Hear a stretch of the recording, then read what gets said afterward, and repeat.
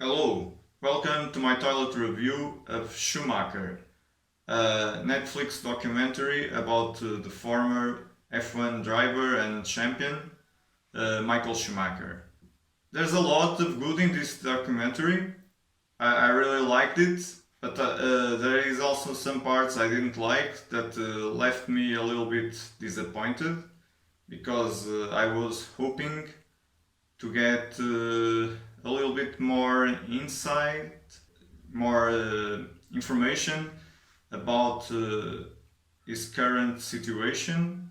So, uh, to me, this is a good documentary in the vein of the good sports documentaries that Netflix has been putting out for many years now. I think I think Senna is not from them, but is there. Maybe the first one I watched from Netflix, produced by Netflix and exclusive, I guess. It's Icarus. But then there is also the documentary about the Chicago Bulls, the Last Dance. Uh, there is the documentary about Movistar, and there is F1 Drive to Survive. Uh, all of this, and I think there is more. But these kinds of documentaries and Schumacher follows this kind of pattern, this kind of standard for quality. Unlike what I mentioned in one of my toilet reviews, unlike Naomi Osaka documentary that didn't follow those standards for quality. This is, as far as I can tell, this is a very honest documentary. It doesn't shy away from the controversy that was part of Michael Schumacher's career. Sometimes they don't go deep enough, but they don't shy away most of the times. There is archive footage from almost all those controversial on-track incidents, I would call them, and even off track when after some collisions and like the blood is boiling and they start with his rivalry with Senna and how it tragically ends with Senna's death. But it started unbeknownst to him, of course, that it would happen, but they were fighting for a championship in that year, and it was tough until there was the accident. I think there was some other stuff going on and off track. I don't know, but they show like how he won that 1994 championship.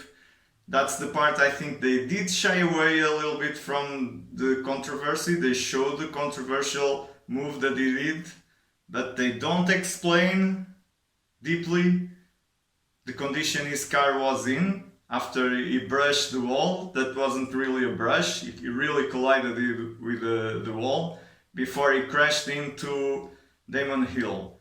And they, in this documentary, they don't explicitly say, but they kind of imply that it was Damon Hill's fault, although like 99% of people that are impartial say it was Michael Schumacher's fault and he should never have won that championship. Anyway, that's kind of the part they kind of shy away, but then they don't shy away from the rest, like including 1997's championship where he was disqualified. But yeah, they keep showing his career from the beginning, when he was a young kid, kart driving and whatnot, and then Formula One. That's the main focus. And then they show his comeback. They show a little bit of the lull when he left after he won the seventh world title, and he left Ferrari, and that part, if I'm not mistaken, from videos I watched, things I read, it wasn't super amicable, the split. and they did shy away from that. They didn't talk about okay, he was a world champion for Ferrari like 4 times, and then there was a decline in form, and they didn't look at that. They just said he retired. He wasn't like.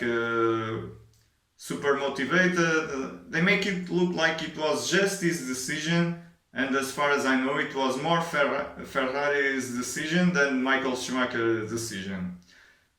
So he leaves Formula One, and then there's a lull, and he comes back to Mercedes.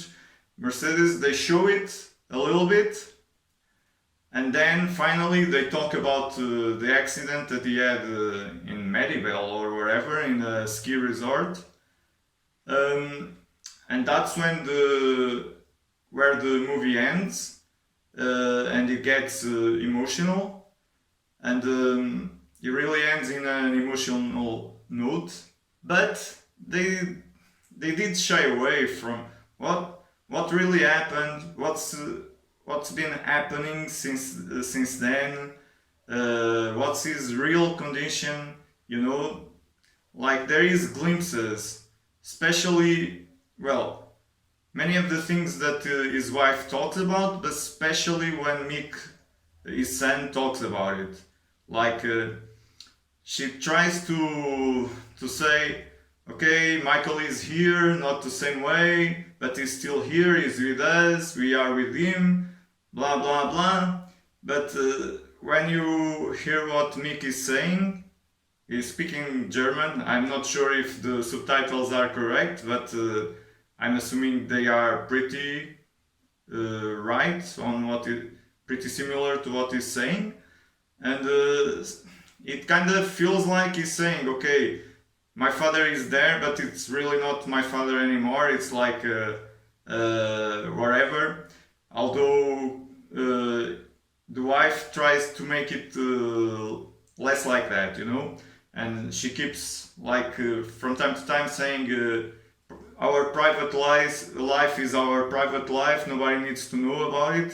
But he was a public figure, so I think it's kind of like if you're releasing a documentary about Schumacher, it's natural people will want to know what is his current real condition. And I wish they would be more honest about that, more open, because it's not like people want to know because they are masochists. It's like natural curiosity, and from many it's really concern from the fans, real concern, and yeah. But anyway, it's a really good documentary that I would recommend to everybody that is interested and is a fan of Formula One and motorsport in general, but especially for Schumacher's fans. If you are a Schumacher fan, you should watch this documentary for sure. So I really recommend it, and it's a really good documentary from Netflix. And going by my rating, I would give it 1 poop emoji. Maybe almost 2, but it's 1 because it doesn't sink most of the times. Just a little bit because of those things that I said. They could have gone deeper. They could have gone deeper on some of the controversy, and they could have explored a little bit more what happened with him and what is happening with him. So anyway, now I need to flush.